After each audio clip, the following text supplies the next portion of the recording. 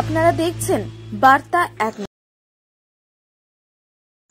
অন্যান্য জায়গায় রথে জগন্নাথ বলরাম সুভদ্রা চাপলেও হুগলি জেলার বাঁশবেড়িয়া সন্তান সংঘের রথে চাপেন রাধা কৃষ্ণ।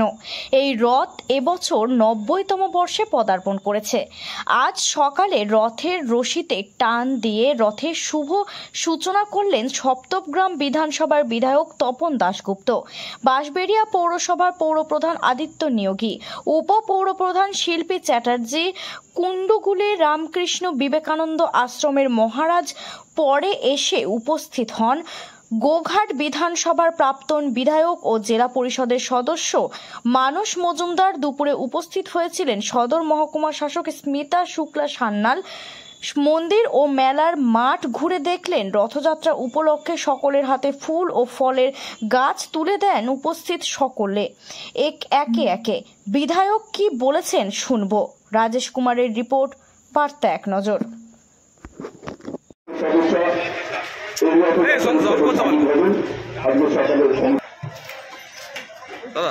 আজকে সবাইকে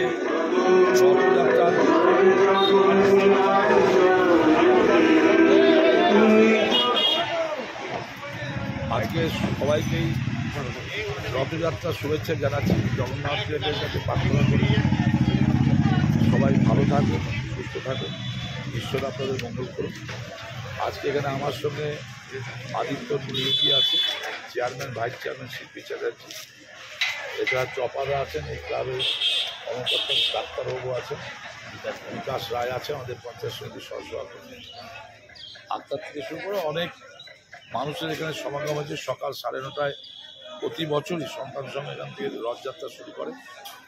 9:30টায় রথযাত্রা শুরু হয়েছে, এটা গন্ধেশ্বরী ঘাট অবধি যাবে, তারপরে বিকেলবেলায় পৌরসভার মাঠ পর্যন্ত আসবে। এই রথযাত্রাকে কেন্দ্র করে বাঁশবেড়িয়া শহরে একটা উদ্দীপনা থাকে, মানুষ শয়ে শয়ে মানুষ এখানে আসে, রথ টানে, আনন্দ পায়।